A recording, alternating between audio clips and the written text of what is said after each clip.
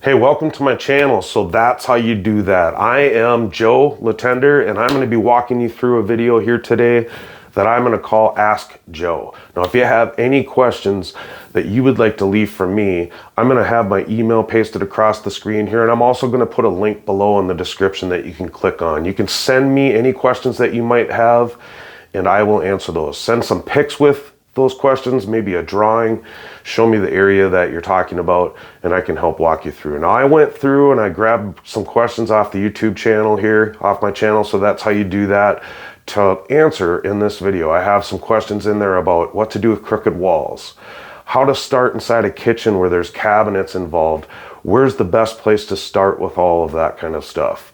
Also, how to stagger the planks. I'll also talk about some tools and several other questions inside this video. So anyway, with that being said, I am going to probably try to do this once a week for now, maybe twice a week, and who knows, maybe more. It depends on how many questions you guys might bring my way. Anyway, I hope you like this. Let me know in the comments below.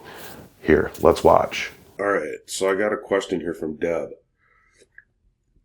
Deb asks, what if the room isn't square? How do you determine how to make that line straight to start your first few rows? Well, a lot of times this is going to be visual, okay? You're going to have to just decide. Now, I'm going to show you a couple of examples here.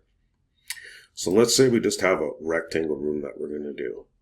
And these walls are not square with one another. This is the exterior wall. More than likely, this is the straight wall, and this isn't going to be straight. You just need to determine which wall you'd rather have it crooked on. Okay, like, is this wall going to have all the furniture packed against it so that no one's ever going to see how crooked it is down here, where maybe this is the doorway coming into the living room and maybe there's a door over here, and these are the walls that you're going to see the most when you walk in because there's not going to be as much furniture, right? Or something like that. Or maybe this wall would be seen more. Okay, you just need to determine which wall is straightest, or which wall is going to visually be best to have the straightest. Now, what you can do too to adjust this is when you're trying to figure out your plank where it's going to even start at all. Like, for example, let's say that this room is 14 feet. I would divide this in half, right, to figure out my plank, where my plank is going to start, or how big of a piece I'm going to have. If I measure down from up from this wall 7 feet, make a mark, because that's halfway, right? Come up here, make a mark, right?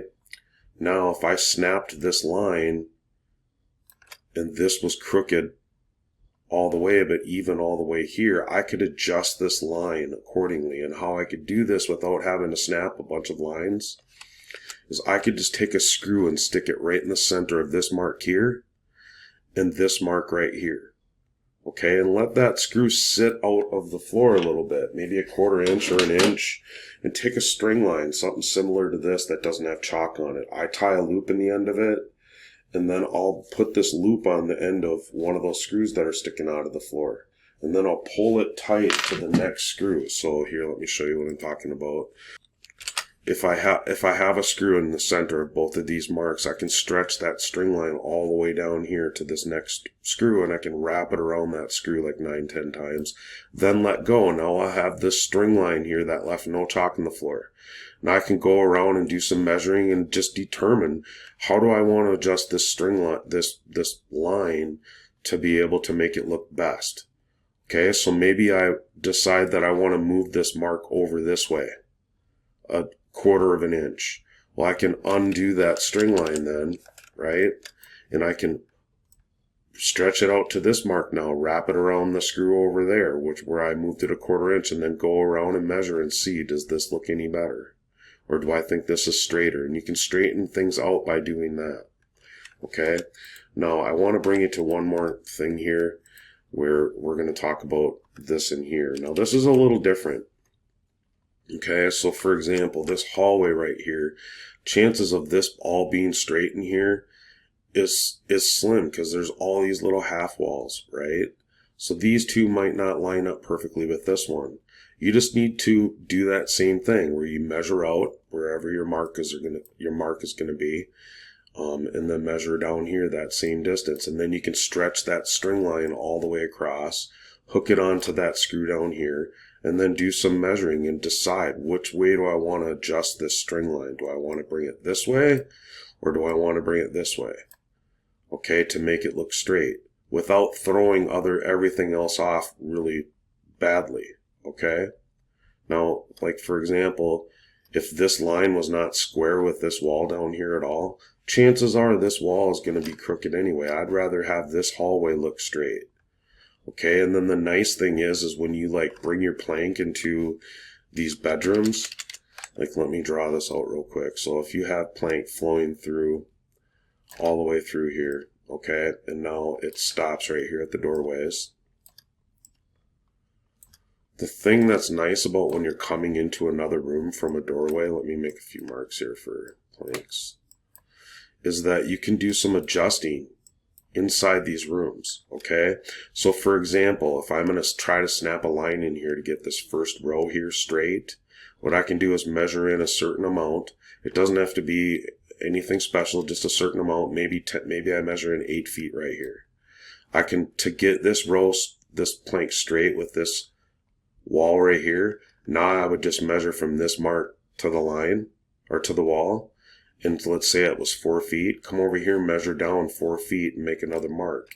Now here's a line that, let me make that better here. Now here's a line that's going to be straight with your outside wall. So when you come in with your plank, I always put a scrap on there first, and then I'll hook on some plank to that scrap. Okay, oops, of course we don't want the joints to line up. So I have this row extended from here, from wall to wall. Now I can straighten out this row right here to this line. Okay, and get it all perfectly straight. Then I'd take my cheater board and I'd mark out this wall onto these planks here. And of course this wall onto these planks. Then I would take it apart, I'd go cut it, and now I'd come back and install this row. Whoop. So when you install this row, now we're straight with this line. Okay, so we're going to be straight back into this room. Okay, now it might get unsquare with this wall. You just again need to determine which one would be better, or for you to keep it straight. But I usually like to try to go with the outside wall and just keep it straight. Chances of this being covered with some furniture are pretty good, but also back here it is too. But then I'd get this plank straight with this line, and then I would secure this floor all the way down this wall. And now you have your first row in this room established, and then you just continue on working throughout this. Okay, does that make sense? The thing that's nice about coming into these rooms, like I said, I'm going to just bring this up one more time here, is here's the absolute part that has to stay the same. Okay, no matter what. This is the part down here. So this you can't change at all. You can't tweak this side of the line, but you can tweak this part back here, because this floor, when you come into this room, isn't connected to any plank right here. So you have some room to adjust that row back and forth a little bit off of the doorway. Now sometimes what I'll do too is if I'm doing a little more tweaking than what I like, I'll put some glue in this joint right here to hold it, so that because I'm going to tweak this a little bit, that I know it's not going to come apart. Anyway, hopefully that helps. Let me know if you have any more questions on that, Deb. I'd be more than happy to help you with that. You can ask here again here on the video, or if you want to share some pics of your situation, you can email me at joe.latender@sothat'showyoudothat.com. I'll put a link below the video for that. Okay, I have another question from George. George is asking something similar to what Deb just asked, except for he's talking about his hallway. He has baseboards on in the hallway, and he wants to slide the plank underneath the base. And when he's measuring the hallway, he's getting different measurements. So how would he keep that straight? And so again, let's talk about this hallway right here, because this is kind of what I think that he would be talking about anyway, where there's going to be different spots where when you're trying to center the hallway to figure out your main line. Okay, now I don't want you to have this confused, George. I'm seeing that you're talking about me starting in the hall. Now, when I say that you should start in the hall by basing your layout off of the hallway is what I mean. I don't mean actually start in the hallway, okay? But that is what I like to base my layout off of in most cases. Now, this would be one of them. I would base my layout off of this hallway. So I would measure down and get the center point of this hallway. So for example, right here, I would measure from here to here. Let's say that that was 48 inches. So if I divide that in half, I got 24 inches. I'd make a mark right there, okay? Then I'd come down here and I'd measure 24 inches down here. Okay, now I could snap this line all the way through, and it might be 24 and a half inches here, 24 and a quarter here, 24 here, and 24 here, right? Or something different than that. You just want to adjust this line accordingly. So in this situation, what I would do is I would have my mark here at the 24, right? And my mark here at the 24. Now, I would probably put that screw in the floor right there, and then I would extend that that string line from that line right there and move it back and forth again, doing the same thing I just said about with Deb, is down here, put a screw in the floor, or in this mark even, put a screw in the floor, and then figure out after I wrap my string line around that screw about 9-10 times, let go of it, and then I can go and decide which way do I want to adjust this line. And I can always just use this down here as my pivot point, and maybe I want to move it a half inch this way. Okay, and maybe that will make it so that if I have this adjusted this way, that it makes this all look nicer. Okay? So you just want to adjust back and forth. Now, I do want to go back and talk to you about what you're saying with the hallway here. I would absolutely take the trim off and not try to put the plank underneath my trim. It's going to be impossible for you to do it. You're going to have to use quarter round. Now, when you get to the door jambs and stuff, you want to slide your plank underneath those. And even come past your door jamb, you know, a half inch. But if you were going to leave your base on, then you would bring the plank out so that you had at least a quarter or eighth to a quarter inch gap between the plank and the base, and then you would want to install quarter round. Okay, that is just how you're going to need to do it, because you're not going to be able to put these planks together if you try to slide it underneath the base.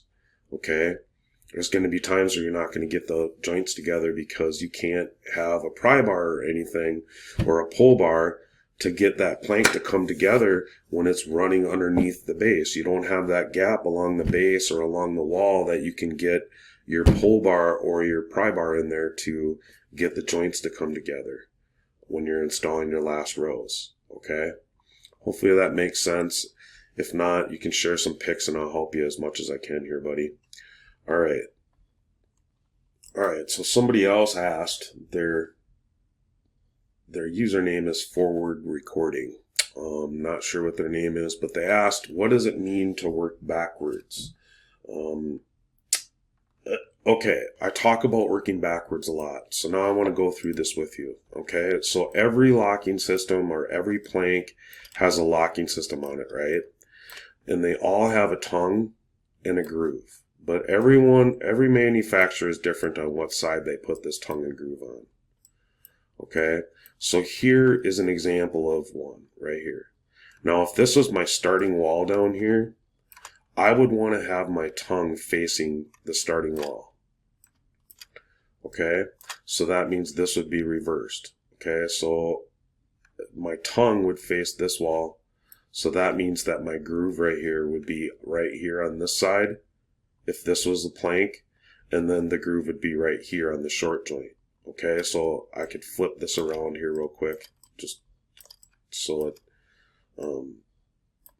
shows up here so that we can understand. So I always face the tongue towards the starting wall, and here's the groove. Now, we always like to work away from the groove, so I'd be working away from this long part when I'm putting the plank together by installing the plank that way, and then the small groove, the short joint, the groove would be right here. So that means I would start over here and work this way with my plank. Okay, so I'd lay this as my first piece and then insert this one into the groove and so on. So if I did this differently where I work away from the tongue, that's what I would be considering working backwards. So let me fast forward up here and like come through this hallway here real quick. So we're coming through this hallway here with our plank, and we have all of this installed now. Now we're just going to keep coming through this hallway, and then we're going to get to this part right here. I should have just drawn it over there in the first place. Okay, I'm not going to draw the whole thing all the way here, but basically we'd keep working forward here this way, right? Because here's the groove, so we're going to keep working forward through these rooms now, right? So this would all be working forward. Through this bedroom. Now, in this bedroom right here, when I come in here, I would be working forward. My first row would come across here, and then it would be in this door. But if I went this way now, I'd consider that working backwards, because here's the tongue now, right? So I'd have to work backwards into this closet. Same with this bedroom, because I'm trying to flow all this plank with no transitions through any of this. Now, this bedroom right here would all be worked backwards or in reverse. We'd be working away from the tongue. Now, working backwards is not difficult. It's just time consuming sometimes. With some plank, it actually installs better going backwards. But most of the time, it's not going to be difficult. It's just going to be slower, okay? And I always try to work forward as much as possible, but it's not always possible to do that. So that is what I mean by working backwards. And of course, I do have a video that talks about that. And the one that you asked this on is actually one of them. It's how to install the last few rows, installing laminate and vinyl plank. And then also I have another video out there. I have several videos that talk about working backwards, but the one that describes it the most is how to install laminate or vinyl plank in an entire house without transitions. Without using transitions. That is the one that and I'll leave links to all these videos in the description so you can check those out. Alright, so now Mary Ann is asking, how do I install plank in a kitchen or in a room that's full of cabinets where there is not a good wall or a place to start? That is good. Okay, so I just kind of, now most of the installations that I'm working on are not just the kitchen, so I just kind of took the kitchen out of an installation here. But if you were just going to be doing this kitchen, for example, and nothing else, what I would do here is I would base my layout, I'd get my layout figured out, and I would snap my line across, so maybe that would be down here, okay? And then when I start my first row, I would not try to start up against the cabinet or in any small spaces like this. I would try to start my first row away from that cabinet. At least one row, just like I would anywhere else. I always like to leave at least one row out so that I can get a nice solid foundation built, right? And then I would secure this with plank. So I'm going to actually just draw out 3 more rows here because I always like to put together at least 3 rows. Okay, so this is how I would do it. So now we have our 3 rows together, and now I would use this line right here to get all of these perfectly straight, and then I would start using scrap pieces to secure it by screwing it to the floor. And if it's on concrete, I would use glue to secure these scrap pieces. And I'm going to talk more about that in a little bit. So there you go. So we just put all of these scraps down, and then we'd have our solid foundation built, and then we'd continue on installing this plank all throughout this kitchen. And then once we got to the end, what I would do then is, let me just draw in this last row here. So if I have this last row in right here along the cabinets here, now before I pulled these, I would take a screw and I would put 2 screws in underneath the cabinets right here. Okay, now I know this is going to get it kind of weird here because most of the time under a cabinet you're going to have a toe kick, right? So if this is that plank that's underneath the cabinet, here's the toe kick right here. what I like to do is I like to pre-drill a hole with a drill and a drill bit. I put a scrap on top, right? I'll pre-drill a hole through the scrap, through the plank underneath, into the subfloor. Okay, and then I'll sink a screw in there. Now that'll hold your floor, and then later on, when we're all done, you pull the screw out, get rid of the scrap. Now you have a small hole here that's going to get covered with the quarter round. And if it doesn't, you can always fill it with wood filler, and no one's ever going to know that it was there except for you. So I secure that over there. Now that's going to hold this entire floor, because you have a big sheet of flooring now that you're holding. 2 screws is going to be plenty enough. Pull all these scraps out.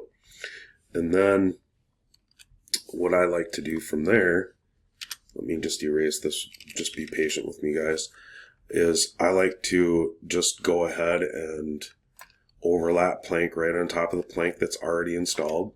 So we have this row in, right? And what I mean is that we're just going to take some plank and we're going to overlap it right on top of this row that's already installed. And we're going to line it up perfectly. And what we want to do here is make sure that we don't line up the joints, the butt joint with the butt joint on the plank underneath, or any of these other rows that are installed right next to it. Okay, so I've staggered those differently. Now I have this all lined up perfectly on these joints here. And now I take my cheater board, mark out this cabinet and this bank cabinets onto these plank. Okay, then I would take them apart. I'd go outside and cut those, bring them back in, and now I would install those. Okay, so that's how I would do that. I'm coming back on these last rows. So now we'd have this all installed. Okay, now this would be working backwards, but very easy to do that. And then just go ahead and continue working through this area right here. So you'd be done then with that. All right, now you would have a nice solid foundation that you worked off of the entire time, and it was easy enough to come back and fill that in. All right, so now Tom is asking something about, well, he wants to know how I figure out staggering the butt joints. Unfortunately, guys, what I want to tell you and what I'm going to show you right now, you're not going to be able to unsee. And I hate doing this, but you know, I'm going to have to. I'll have to be the bad guy here. When I'm doing plank, okay, like I'm going to go back to this drawing right here. Get rid of some of this. So when I'm doing plank, there is no rhyme or reason to what I'm doing when I'm staggering joints, okay? Let me get rid of all of this. Okay, I'm actually not going to be able to get rid of all of it anyway. But what I mean is I'm not like trying to establish any kind of pattern. What I'm trying to do is just make sure that I never line up a butt joint with another butt joint. Okay? And that is all that I'm trying to accomplish when I am doing my plank. Okay, so for example, let's just draw this out here real quick in a couple of rows. So when I'm laying out these rows and I'm putting my butt joint in, I'm not like trying to establish a pattern at all, like I said. But what I like to do is I usually like to do a longer piece and then a short piece and then a longer piece, short piece. Or, you know, and again, that I'm not trying to establish a pattern. What I'm really trying to accomplish is that I don't line up these butt joints. Okay, so I went with a shorter piece.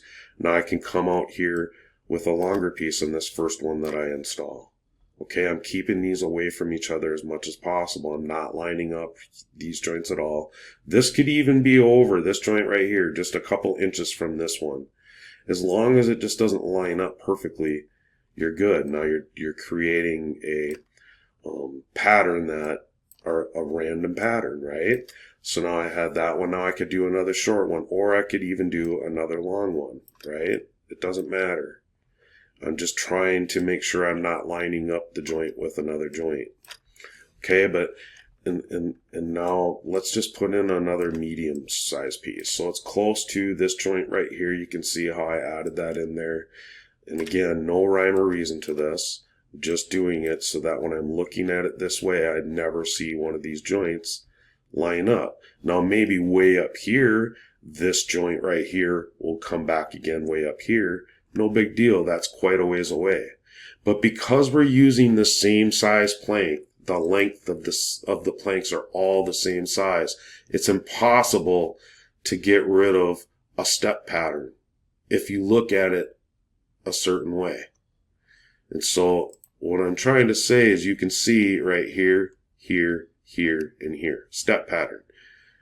Here, here, here, here, and here. Step pattern if you look at it a certain way. No matter what, you're going to see that. Okay? You can't get rid of that because you're using the same size plank. It's just impossible. So, unsee that now and just go for not having your joint line up. And everything will be fine. Okay? And once you get the floor going, you're not going to see that. You're not going to see that. Now, maybe I told you about it. Now, maybe you never will unsee it.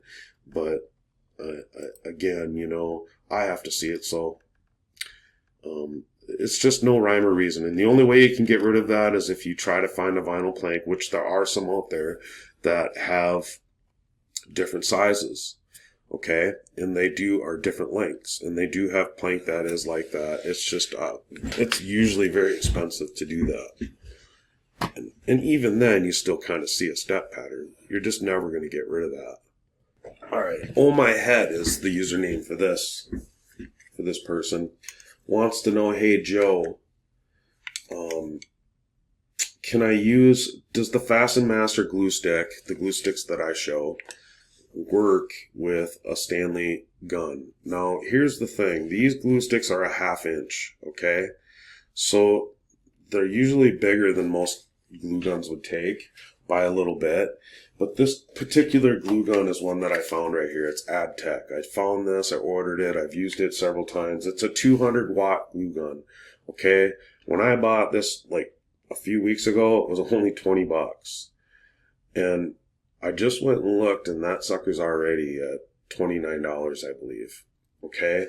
Now this is a 200-watt glue gun, meaning that it's going to heat up to the proper temperature, and it's a high output glue gun, and when you squeeze the trigger, you're not going to have to wait. Okay? Where a lot of the glue guns, if you squeeze the trigger a couple times, now you have to wait for a little bit for the glue stick to heat up again. This is going to be a lot better because it heats up, it's hot, and it will continually melt that glue stick while you squeeze the trigger. Okay? Now, you don't need to use the glue gun that I like to use. That is a lot more expensive. This one I'll leave a link for. It's really a good glue gun. Works good for you. And it's under $30, okay? It's a Prime item too, so it's free shipping. And when I bought this, I had it in 2 days. It came quick. Okay? So this is a good glue gun. And as far as the Stanley goes, I don't think it would work. Okay, so that's what I'm trying to say. I wouldn't use it. You can try it, but I think you're going to end up ordering one of these other ones. You just need a high output glue gun, really. Okay, hopefully that helps. Let me know if you have any more questions on that. All right, so I had somebody else ask some questions about tools here, so I'm going to go ahead and talk about that a little bit here. This is from, let's just say LV. I don't want to botch your, whoops, sorry about that, guys. I don't want to botch your name, so I'm just going to call you LV. Alright, it says, hey brother, I'm staring down the barrel of a full house vinyl plank installation in my parents' house. I'm fairly handy, I'm reasonably confident in my ability. Hey, you know what? Be confident in your ability, because this is one plank at a time, guys. One plank at a time. Okay, this is, and I'm sorry to stop the question here. This is really a thing where a lot of people struggle, is confidence and are having fear, wondering, can I do this? Absolutely you can. It's one plank at a time. If you screw up cutting a plank or installing it, you pull that plank out and you put in another one, right? It's one plank. And then chances are that plank that you screwed up, you're going to be able to use it somewhere else anyway. So there's nothing to fear here. It's like putting together a big puzzle. It's just going to take some time. That is what you need to have, is the patience, okay? There's no reason to fear or not have confidence. Just, you got this. All right, so what tooling do you think is mandatory? Well, I think that you absolutely have to have a good tapping block and you must have a good pull bar. I'm just going to go to my main website here, so that's how you do that. Now, you can either click on here on Tools and More and then go to Tools for Laminate and Vinyl Plank, but if you could just go scroll down my homepage, you'll see here. Now, this pull bar and this tapping block are the two items that I absolutely think that you need. Okay? Now, I like to get, I show these ones because they're a high quality, very durable. Could you get away with something less? Yeah, you could, but I don't want to promote something that I think is garbage, so that's why I promote these ones. So I think a tapping block for sure and a pull bar are two absolute things that you need.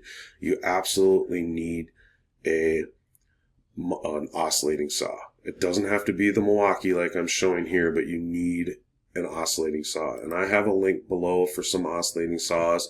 Also, the blades that I share in the link below this video, you can get 30 blades or 20 blades for under $30. It's just crazy how cheap they are on Amazon. And actually, I'm going to go to my tools here because I actually have that in there where it will show me.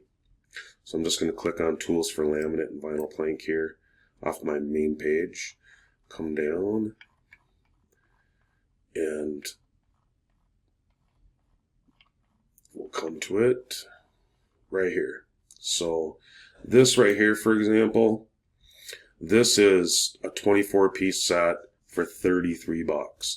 Now these types of blades are just as good as the blades that you get for $30.